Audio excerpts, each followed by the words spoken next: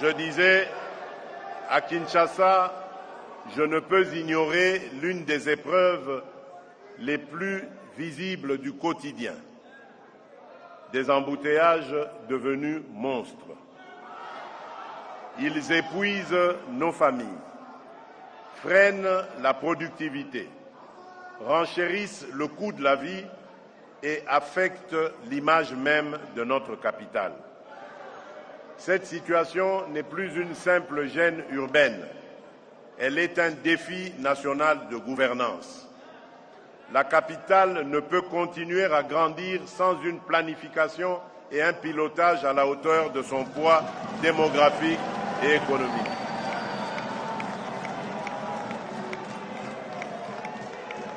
Elle appelle des décisions urgentes, coordonnées et courageuses, fondées sur une vision d'ensemble de la mobilité, de l'occupation du sol et du développement des pôles d'activité.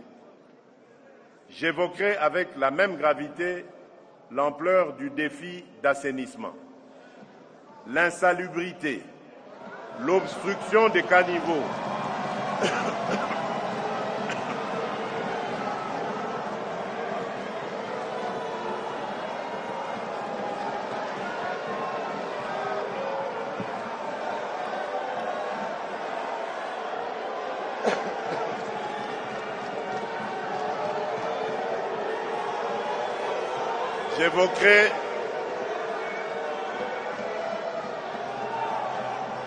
J'évoquerai avec la même gravité l'ampleur du défi d'assainissement, l'insalubrité,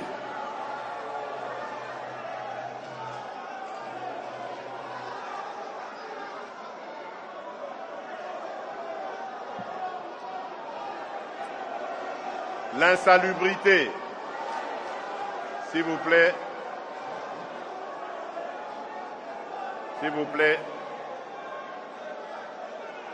l'insalubrité, l'obstruction des caniveaux, la mauvaise gestion des déchets et la pression croissante sur les quartiers densément peuplés exposent nos populations à des risques sanitaires et environnementaux inacceptables.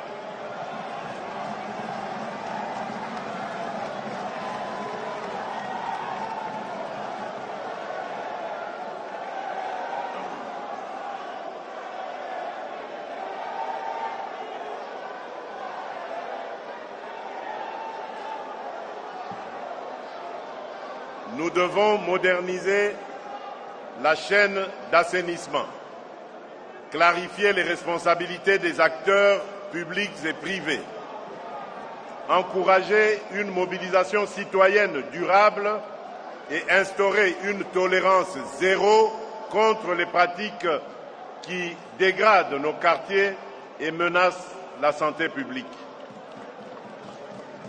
C'est dans cet esprit que s'inscrivent les décisions structurantes engagées pour désengorger, réorganiser et mieux planifier Kinshasa, tout en préparant la modernisation de nos grandes villes. Ainsi, le projet d'extension de la ville vers la cité industrielle de Maluku sur 430 km², dont une première phase de 75 km² entrera en exécution dès le premier trimestre 2026. Sur 5 ans, il prévoit la construction de 1200 usines, dont 160 dès 2026, afin de décongestionner la capitale, créer des emplois, améliorer la desserte en eau et en électricité et organiser plus efficacement la gestion urbaine.